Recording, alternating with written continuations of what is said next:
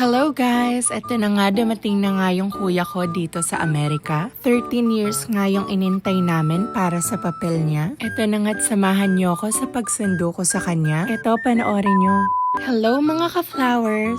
Eto nga't pagkagising ko, naabutan ko na nagluluto ang ate ko. Nagluto nga pala siya ng garlic shrimp at pansit dahil request nga pala to ng kuya ko. Nag-text na nga si Dikong na nakalanda siya, kaya eto kami ay aalis na. 2 weeks pa nga lang since makauwi kami galing Pilipinas. At eto, na-inspire ako magbalik vlogging ulit. Ako na nga din ang magdadrive papuntang airport, kaya ayan, pinaalis ko na ang tatay ko. Kasi mas magaling ako mag-drive sa kanya. Char. Excited na nga sila na makarating yung Dikong ko dito sa Amerika. Para daw kami ay magkasama-sama na. Dahil kung hindi nyo nga alam, nung 2013 pa kami sabay i-final. Minor pa nga lang ako ng mga panahong yon, kaya 1 taon lang nakarating na ako ng Amerika. At yung sa kuya ko naman ay inabot ng ganito katagal dahil nga siya ay overage na. Eto nga't dahil sa pagka-excited, tinawagan na nga ng nanay ko ang Dikong ko. Hindi na nga siya makapag-intay at pinapalabas na agad sa airport. Ito pa nga at mahuhuli pa natin silang magka-holding hands. Sana all. 30 minutes away nga lang pala yung layo ng airport sa bahay namin, kaya hindi naman siya ganun kalayuan. At ito na nga, nakarating na kami sa airport papunta sa arrival. Pinalabas na nga namin siya ng airport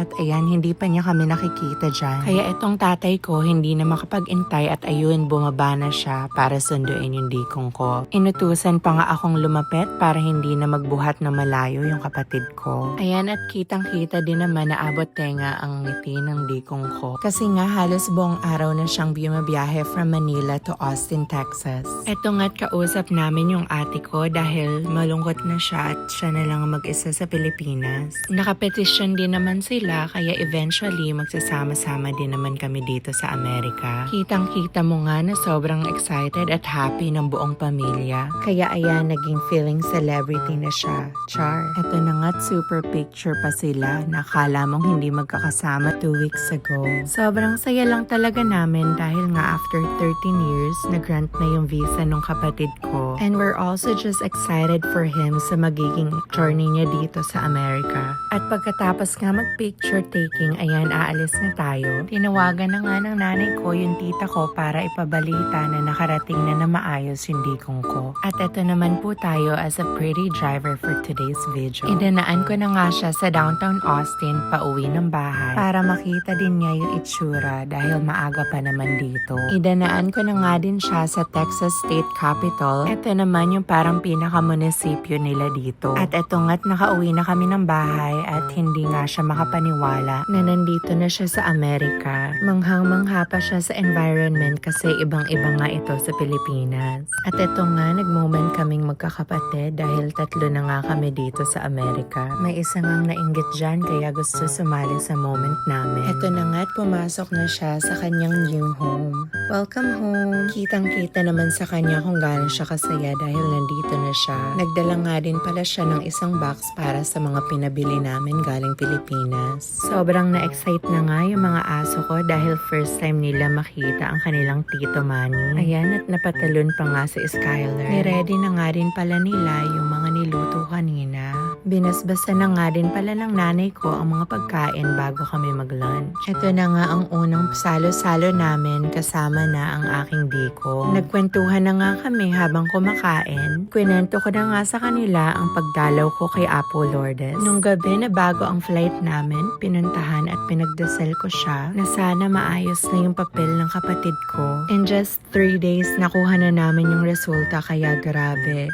Thank you God talaga. Eto nga't nahuli ko na naman ang aking pinaka-cute na anak na feeling close sa kanyang tito Manny. Inopen na nga din namin yung box na pinadala namin galing Pilipinas. Punong-puno nga ito ng mga pasalubong na hindi mo makikita dito sa Amerika. Tinulungan ko na nga din siyang mag-ayos nito para mapabilis na. Nagpabili nga kami sa kanya ng ube at matcha marshmallows dahil nagustuhan namin ito. Ang dami din ng sabon na pinabili ng ditche ko na halos mapuno na yung box. na para bang pang 10-year supply na yung pinabili niya.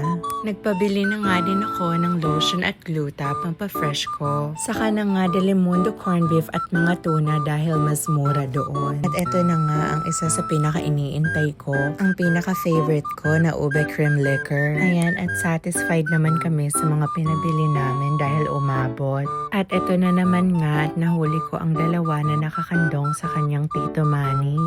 Close yarn. At umuwi na nga yung brother-in-law ko para mag-start na siya mag-grill ng barbecue pang dinner namin. Tumulong na nga din yung ditche ko para mapabilis yung pagluluto ng barbecue. Mukhang siya yung naiinitan. Init yarn. Ito na nga't inayos ng dikong ko yung gitara namin dahil wala namang gumagamit dito. Ayan, at nag-jamming na nga kaming magkapatid. At di naman nahalatang na-miss ng nanay ko ang dikong ko dahil sinusubuan pa siya. Ito nga't kinerer ko na ang pagiging singer. Char. Dahil minsan na lang naman kami makapag-banding ng dikong ko ng ganito.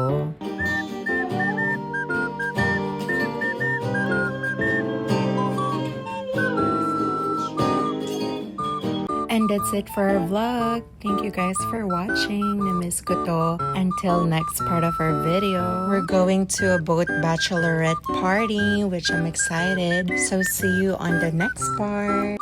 Keep blooming my flowers. Bye!